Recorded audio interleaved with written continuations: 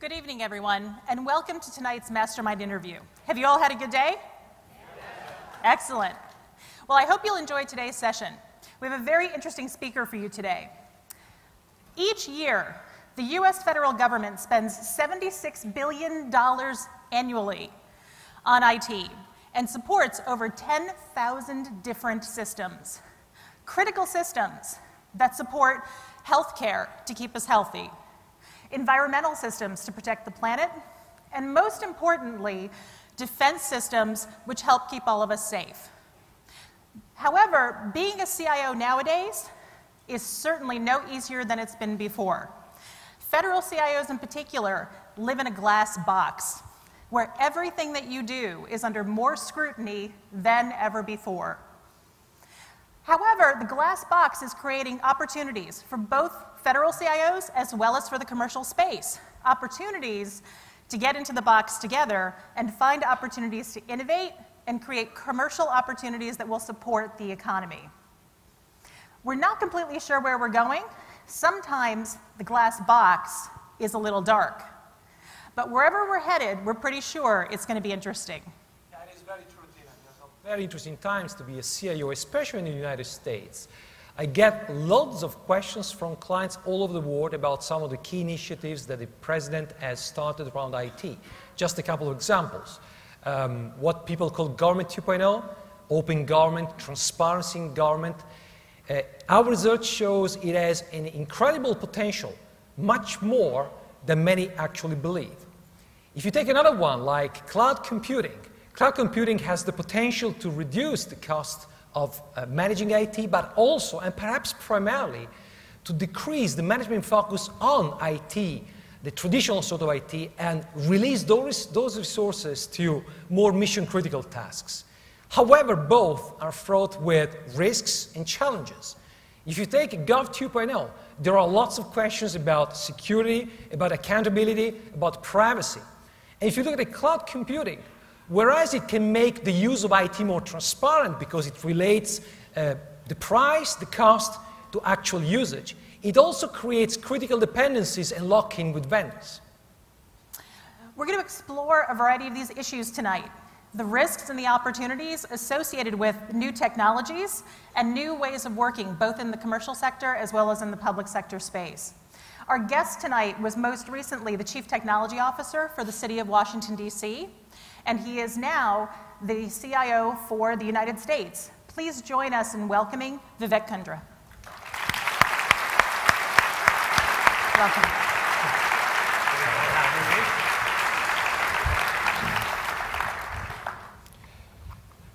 So Vivek, you were with us last year here in Orlando for, if I remember well, was a panel Web 2.0.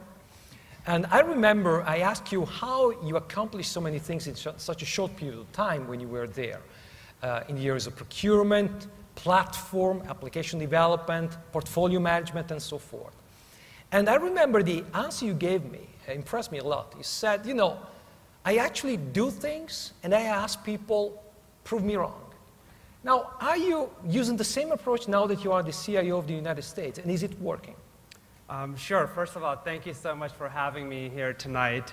And going to the approach in terms of government, one of the biggest challenges we see is that for far too long, people have believed that the public sector cannot be a leader, that the public sector cannot innovate, and this self-image has led to an environment where we're lagging behind when it comes to information technology across the public sector. So the approach we're applying in the Obama administration is very much focused around agile development. In the same way you would think about software, is applying that to initiatives and projects. If we step back and look at some of the things that we have launched, from the IT dashboard to apps.gov to what we're doing with data.gov, the way we were able to successfully launch those initiatives was to be very, very focused on execution and understand that the federal government does not have a monopoly on the best ideas. So we started small and we're scaling fast. And the beauty of doing it that way is that we're a beneficiary of a lot of inputs from the American people, from the private sector, and also the NGO community in terms of scaling these initiatives. But are you still using the prove me wrong approach? Absolutely. Part of what we're doing is we're making sure that you know, we go out there, we lead with these initiatives, but we want to make sure that we're doing that in a responsible way to ensure that we're the beneficiary of debate that happens that ultimately leads to better decisions. Yeah, actually, most of the initiatives that you're driving now that you are the CEO of the United States are of an innovative nature. And actually, the role of a CIO is also about, you know, continuity of operation, running the business. So what would your advice be in terms of how the role of a CIO should evolve, perhaps, in general, not just your role, the role of any CIO, in terms of striking the balance between, you know, the vision, the execution, or the innovation and the continuity of operation? Well, so if we look at the role of the CIO itself, in the tech industry specifically, one of the things that's happened is a lot of people have assumed that CIOs have existed since the founding of this nation. And the reality is that if you really think about it in a mainstream way, the role of the CIO is approximately 40 plus years old, but in its current constitution, you're looking at about 15 years or so, where there's been significant investment. And even in the private sector, it's a recent phenomena that the CIOs have had a seat or are moving towards having a seat in the boardroom. Unfortunately, in the public sector, one of the things that's happened is the CIOs have had a self-image, and the business leaders within the public sector have pushed CIOs in roles where they look at themselves as operators of data centers and networks and procurers of applications. And what we're trying to do in this administration is make sure that we lift up the role of the CIOs to focus on the problems and the issues that confront this country. How do CIOs play a significant role in shaping the 21st century when it comes to healthcare? How do the CIOs play a role when it comes to public education? How do the CIOs play a role when we're talking about the digital divide? Yet, if you look at federal agencies, what's happening is most of the focus and majority of the energy is actually spent on the operations of this infrastructure. So I don't think that it's a binary answer in terms of does the CIO spend pure energy on operations or on innovation. I think it's striking the appropriate balance and making sure that the way we invest in information technology lifts us up so that we can actually focus on problems that confront this country. So what I hear you say actually is that perhaps the balance is still pretty much on the operational side. There is still need for more innovation, at least in the public sector. Absolutely. And the way we move towards more innovation is by abstracting the complexities of IT infrastructure. I've talked at length about this. In 1998, the United States government had 438 data centers. I just recently did a survey, and we have over 932 data centers today. And what's happening is we continue to invest in the same old infrastructure, and we're plowing capital where it may not be the most effective or efficient way. And what we need to do is lift up both the capital and our focus to address the problems that we face. So Vivek, you talked about one of your main priorities as being to elevate the role of the federal CIO. What do you see as the key obstacles in the way of that happening? And what would you like to see happen to actually remove those obstacles and enable CIOs to be even more strategic? Sure. So one of the main obstacles is, again, a deep search within the souls of CIOs, which is communicating with the appropriate folks. In the federal government, if the conversation the CIOs are having with cabinet secretaries is purely focused on information security, it's purely focused on data centers and servers and virtualization, well, it doesn't necessarily bring you to the seat where you're talking about how do you go out there and make the appropriate investments to solve the problems that our customers face. To give you a specific example, at Department of Homeland Security, at USCIS, the public could not find out, going to the USCIS website, how long they're waiting for an application, whether that was for a green card or naturalization. But when the president charged the leadership there to make sure that in 90 days there was an online application that would allow the public to be able to go online through text messaging and also looking at it online in a way by logging in using their receipt number, they could find out exactly where they were in terms of waiting in the queue, whether they were waiting for fingerprints or an interview, at the same time being able to get average wait times for a processing center in New York City versus Houston, Texas. Well, that happened in 90 days. And the reason it happened was because it was possibly that the CIO was focused on a 5-year modernization plan, which may be necessary, but doesn't really address the urgent needs of the public. And another example is at the IRS and Department of Education, where the technologists were very much focused on talking about what they couldn't do, where the IRS could not share and did not want to share data with Department of Education. And the decision was made that they would never move forward in terms of simplifying the student aid application. Today, it's more difficult to fill out a student aid application than to fill out a 1040 form. And one of the reasons is because the IRS does not share data with Department of Education. But bringing the two bodies together, the two groups together, what they came up with was a simple innovation, which was that the IRS will share data with the applicant directly. The applicant will click a single button that would automatically fill out the student aid form from the Department of Education, saving over 70 questions and 20 screens. And that's where we need to start shifting the CIO's attention to. Okay, excellent. So you're saying that part of the obstacle here is mindset and culture. Absolutely. Right? It's how we look at the role, how individuals look at the role and culture. Is there anything else that you see as a major obstacle for them in being successful? And I think, well, the top leadership being able to support the CIOs in terms of making some of those challenges, which is making sure that the business is aligned and understands the value of technology. If you look at what President Obama has done, he's made technology a key priority. And for that reason, he's appointed a CTO and a CIO within the White House itself. And that sends a very strong message across the federal government in terms of what an important role a technology plays in this administration. So related to that, as we spoke with Vivek as we were preparing for this discussion, we told him that we had reached out actually on Andrea's blog to actually ask what would you like us to pose as a question, and to a variety of different CIOs. Related to positioning, one of the questions a CIO had was, what is your position on where CIOs should report? They had heard different things in the press about your position on where federal CIOs or CIOs in general should report in the organization and be organized departmentally, and they wanted some clarification on that. Sure, so let's actually go back to 1994 when there was a report issued by then Senator Cohen, which basically talked about billions of dollars being wasted in information technology, which eventually led to the Clinger-Cohen Act. In statute, it's already stated clearly that they report to the heads of agencies, essentially. And from a management perspective, absolutely.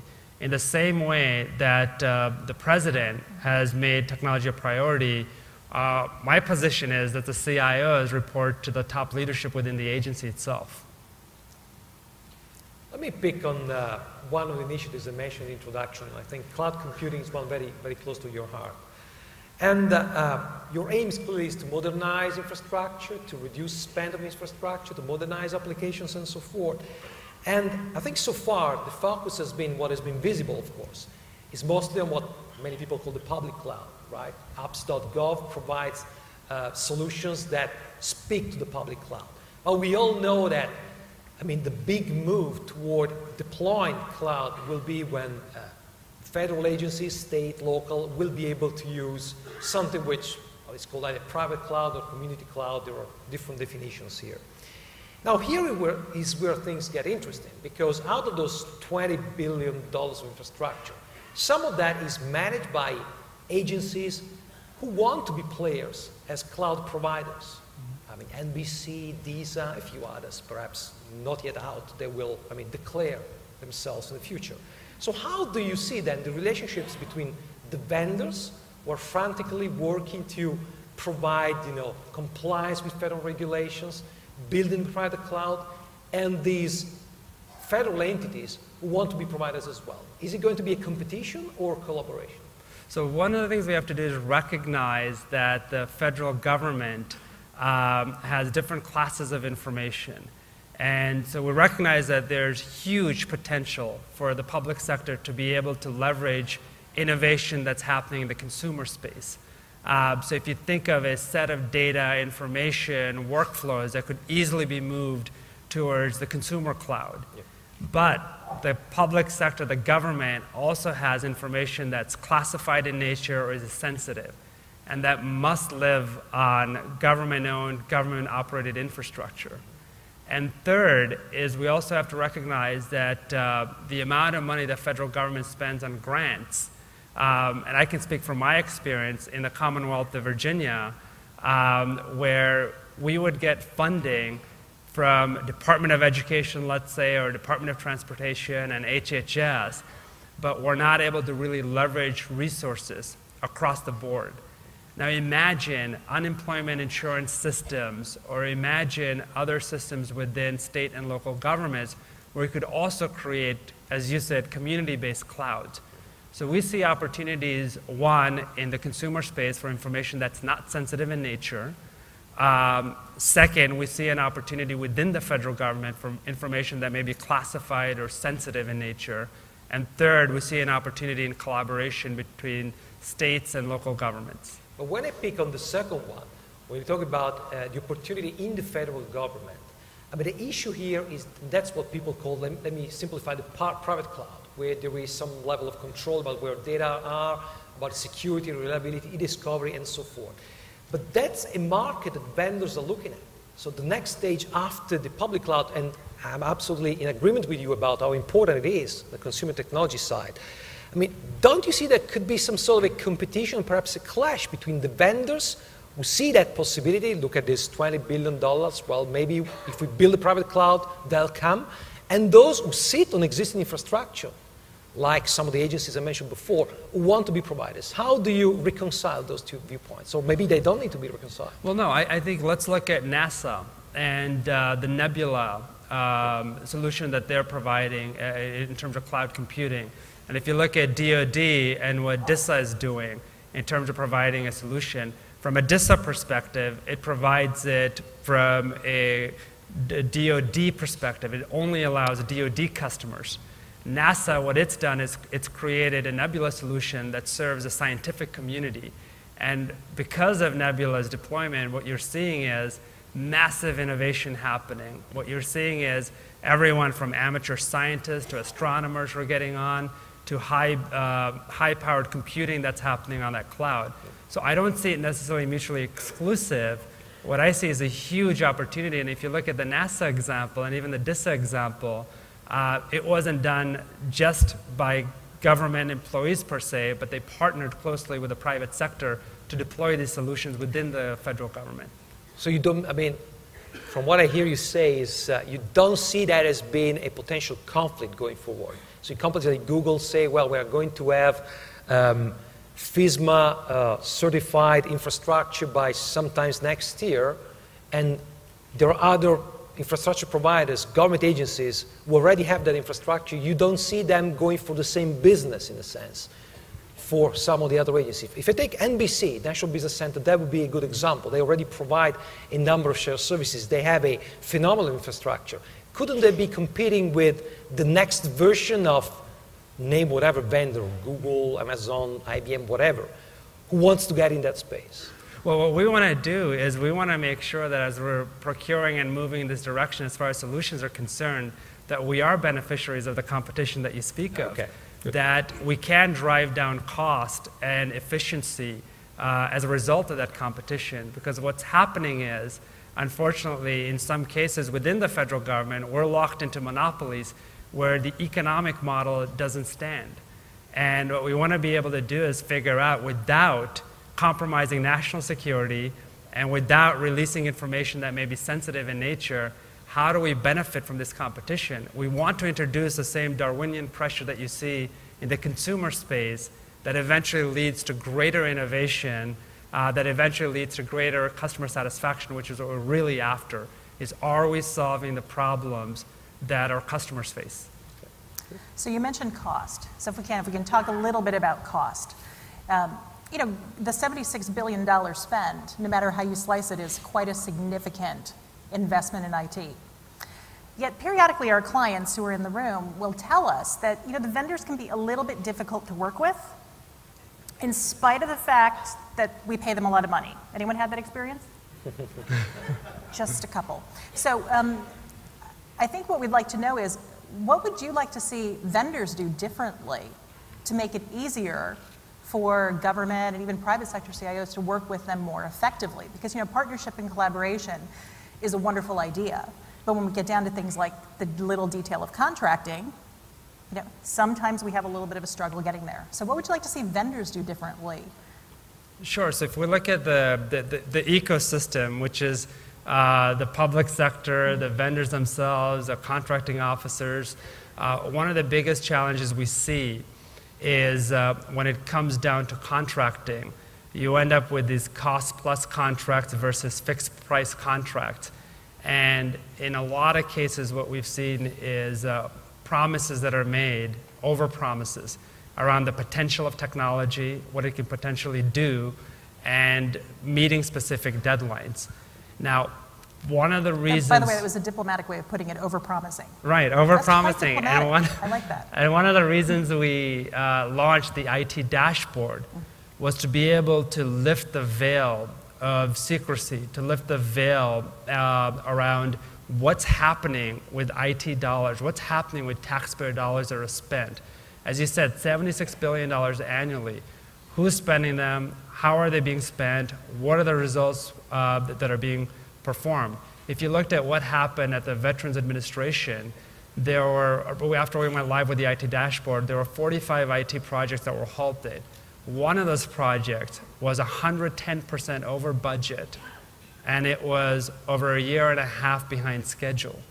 And what we need to be able to do is when vendors come in and they're bidding on these projects, when vendors come in and they're making those pitches, to be intellectually honest about the potential of those technologies, and also recognizing that part of the business development strategy sometimes turns out to be you bid on the original project, but the real strategy is around change orders. We saw that happen with the Census Bureau and the handheld devices that ended up failing in terms of the IT project itself. So I think, if anything, we want to make sure that there's an honest, upfront dialogue around that. But secondly, making sure also from the government side, it's not a one-sided equation here, is that the public sector needs to be responsible as far as clearly defining requirements up front and taking the ownership and leadership to hold vendors accountable for performance. Well, I'm a big fan of the two-way street, right? And so when you talk about the vendors being a little bit more transparent and the transparency theme, so are you thinking of a vendor IT dashboard? Well, it's actually part of the IT dashboard. One of the things we have done is not only have we put the picture of every CIO in the federal government there next to the name of the project, whether it's behind schedule or over budget, but we've also put online the contract. You can actually see the contract and you can see all the task orders against that contract. So the approach we took was to focus on the entire ecosystem and not just on one part, because it's very easy to get into finger pointing rather than getting to the root cause of what the real problem is. Mm-hmm. Absolutely. So if I could ask, so you do want to see more transparency and better contract terms with vendors. Ideally, what kind of partnerships do you want to see going forward? Well, what we want to be able to do is we want to make sure, before we even get into the types of partnerships, is we want to make sure that there's a fundamental realignment of how we buy IT. A larger problem is when we look at the 932 plus data centers that I was talking about, is a lot of those contracts and the relationships that you end up having is, if majority of them are focused on that, you may get the perfect relationship and outcomes, but you're focused on the wrong problems. And so first order issues for us are to lift up, and that's one of the reasons we're very much focused on cloud computing, is to abstract the underlying infrastructure so we can focus on higher order problems and the business problems that federal agencies face. And in terms of the types of relationships we want, is we want to make sure that there's radical transparency around how we procure IT and making sure that there's a cultural shift as far as taxpayer dollars are concerned, so that the American people have a right to see how their dollars are being spent, and they have a right to audit on a real-time basis how contracts are being run. Great. So on the transparency theme, you brought up the federal IT dashboard, right? Where it has the pictures of the CIOs, and many of them are lovely pictures. They reflect you quite nicely. And I'm a big fan of transparency, and I understand, particularly on the IT dashboard, you've had upwards of 50 million hits to the site so far, correct? Mm-hmm. So in the interest of transparency, what I'm curious about is who's accessing the site? What I'd like to know is, for example, is the site being hit primarily by vendors who are looking for additional opportunities? Is it being hit by, say, foreign governments who are kind of curious about how we're spending? Possibly for really good reasons and possibly not. Do you know who's actually accessing the site and what's the result been? Well, so we've seen the website actually, in terms of the communities, being hit, interestingly enough, by lots of folks from the Hill, so members of Congress, to the General Accountability Office, to the Inspector Generals, to the CIOs themselves in terms of auditing what's going on. But more broadly, in terms of the population, we've actually seen the American people. That's been the number one source in terms of people coming online. And what's been fascinating is when we went live with the IT dashboard, we embedded on there the ability for people to give us real-time feedback, and also allowed people to embed the specific project in their own blogs and their own websites. And so we've gotten a number of comments from the public that are telling us, hey, you may want to reconsider the way you're approaching this IT initiative, or have you thought of this approach in terms of solving specific problems, which then get filtered and sent to the CIOs at the specific agency. And have they found that useful? Absolutely. It's been extremely useful, and it's actually informed a lot of the way we're going to be budgeting for fiscal year 2011 as we're in the process of looking at how that budget will be appropriated. So when you say the public, you mean the average American person or vendors? Can you segment a little bit who is getting value out of the dashboard? I understand the internal view, but who would actually ever put this stuff on their blog unless they're vendors or consultants? I was just curious. Well, one of the biggest components has been the Sunlight Foundation, so the NGOs that are good government watchdogs. OMB Watch spends a lot of time on the IT dashboard. Yeah. And they're looking at this and they're saying, well, how does this spending tie to this specific project, or why are we spending taxpayer dollars on this specific project? But also, what we're noticing is specific communities, average folks. So if you're a veteran, the Veterans Affairs Office, they're going in there, and when they look at problems potentially around backlogs, they'll go in and look at IT projects and say, well, what's going on as far as this investment is concerned? Or you'll see communities, the American people, who are focused on looking at education and are interested in seeing, well, what's happening with these specific investments when it comes to comparative effectiveness around whether it's education scores or healthcare. Yeah.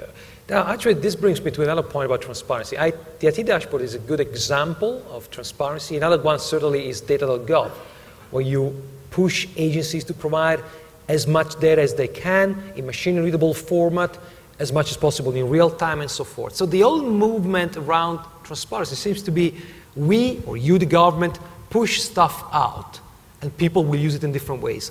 Let me reverse the perspective a little bit. There is one prediction in Gartner that says that by 2012, up to 1 in 5 government processes will rely critically on crowdsourced non-government information. And we see that already happening, stuff that it could be in communities, on Facebook, Flickr, YouTube, you name them. So my question to you is, how do you plan to address this opportunity? Transparency in terms of, should government use that information out there, and which are the rules of the game in that case? So I think, as the president has said, he's a big believer, and part of what happened with data.gov launch was this belief that we can tap into the ingenuity of the American people to solve some of the most difficult problems we face. And we believe that as you look at platforms in this administration, data.gov serves as a platform that doesn't filter the data. It provides it in its raw format. And through competitions, such as the one that the Sunlight Foundation launched, which challenged the United States, the citizens of the United States, to go out there and innovate on top of this platform. What we saw was within a period of a couple of days, an individual who created an application called flyontime.us.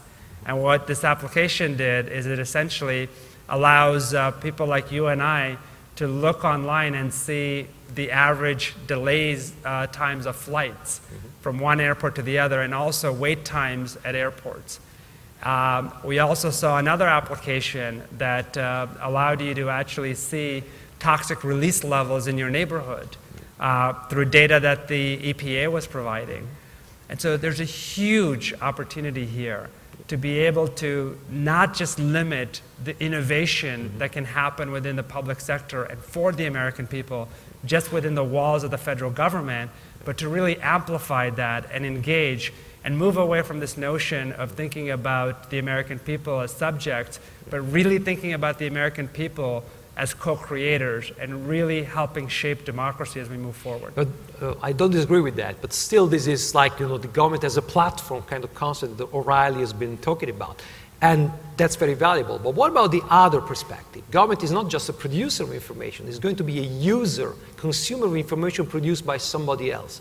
And this leads to issues like how can government employees, government agencies tap into knowledge that is in Facebook, in Twitter, and so forth.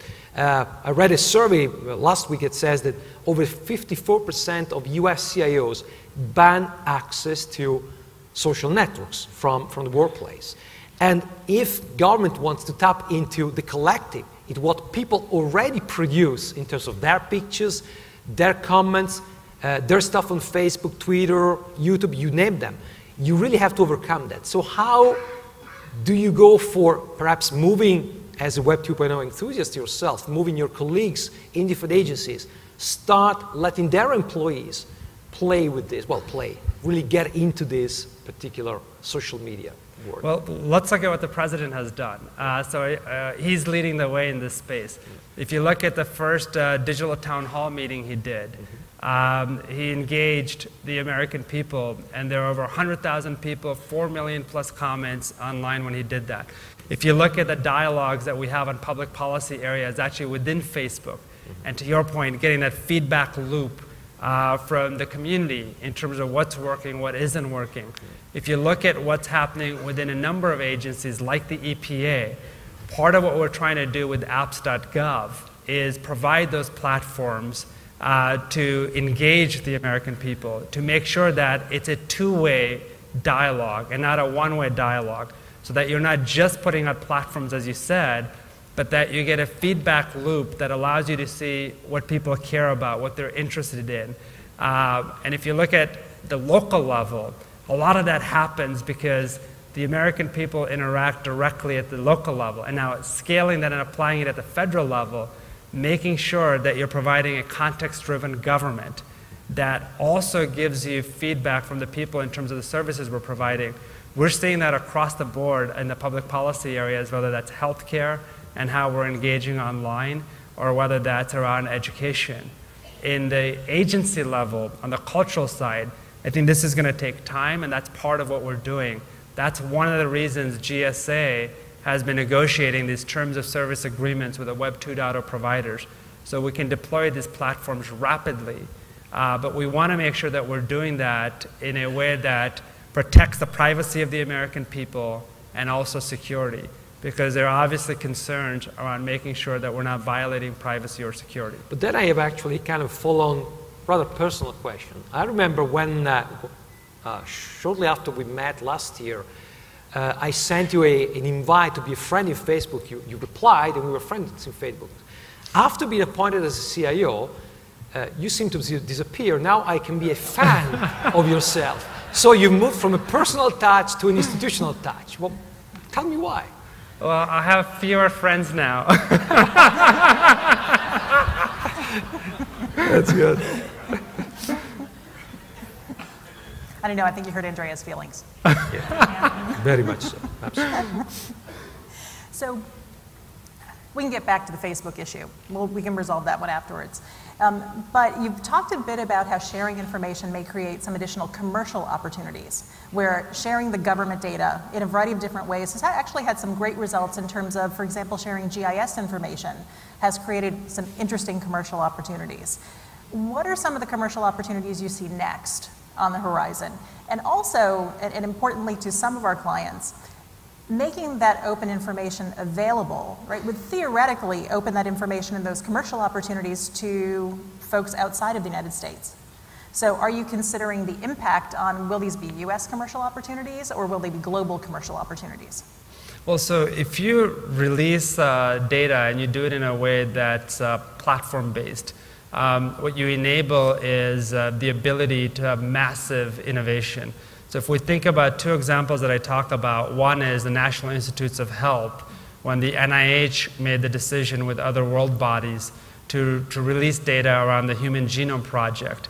There's massive innovation around personalized medicine, and now you have drugs waiting to go through the approval chain at the FDA.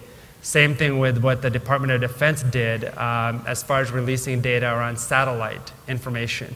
What it allowed to happen was massive innovation and the birth of a GPS industry, where you could go to your local car company now, rental car company, and get a GPS device. And now in a lot of the new models, it's embedded. Absolutely. So one of the only things that keeps me from getting lost on a regular basis. And that was the federal government releasing data.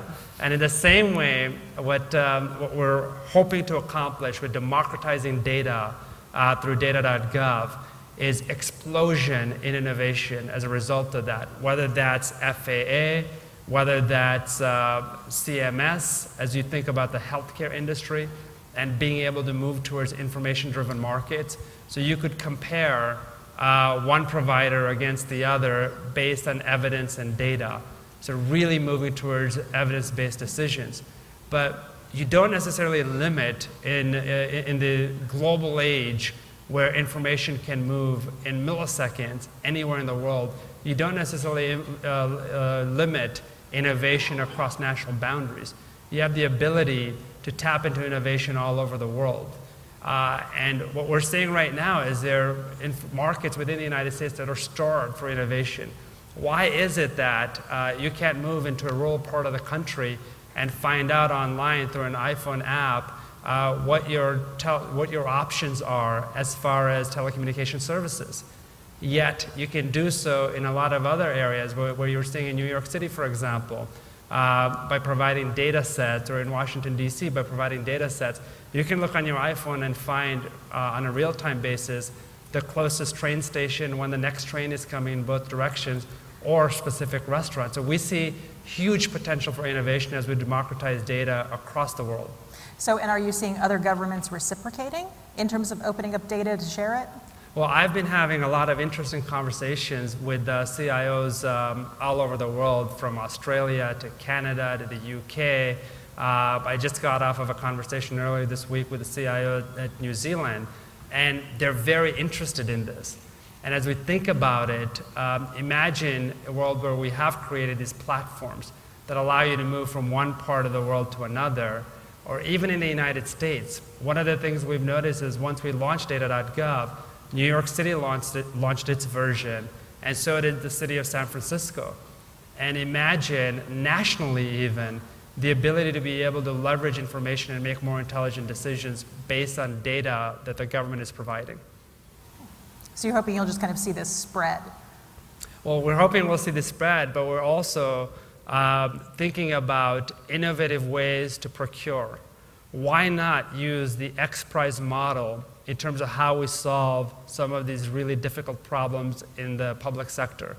Why not think about it and say, you know what, a lot of the private sector companies come to me and they talk about procurement cycles that may take up to 2 years. And they tell me that, look, we could have easily developed the whole solution in that time and energy it took to actually respond to the procurement. Why not issue an X Prize, similar to what Netflix did, to solve a problem that a federal agency faces? Or think about it more broadly with the state, local government, and the federal government collaborating to issue X Prizes to address some of these problems and let innovation drive the best result. So control is always an interesting issue, right? And I believe very strongly in this notion that if we release information, we can create tremendous amounts of innovation. But control, I think, also has a very practical and realistic side. One of the questions that quite a few CIOs asked us to pose to you was this. None of them, I think, really dispute that transparency and accountability for their actions, like the IT dashboard, is a good idea. However, a number of them did express concern that not enough is being done yet to actually empower them to do their jobs better, right? Because for many of them, they'll say, whether or not you're watching me, I'm going to try to do a good job, right? So the question becomes, for a lot of them, they don't feel like they're given quite the authority they might have or the tools that they really need to be as successful as they'd like to be.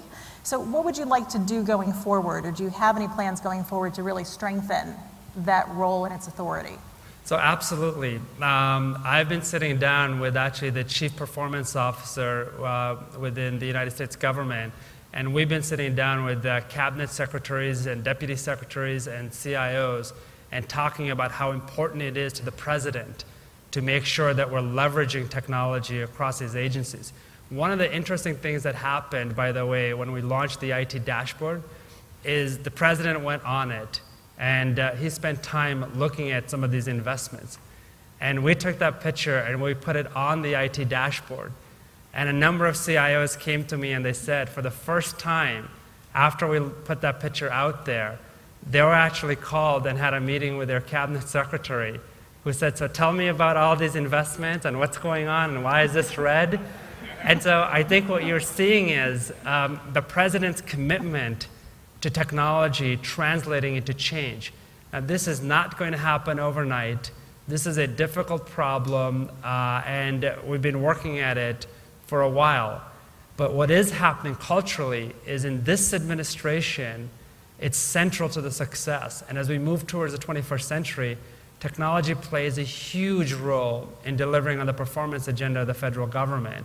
And so the way we're going to be able to do this is, one, by making sure that we have a robust and active Federal CIO Council that actually delivers on some of the challenges that we face as a government and focuses on thinking about how do these investments actually affect the American people. Two, making sure that through the IT dashboard, we review all those investments with the cabinet secretaries and the CIOs in the room as we talk about some of the challenges we face.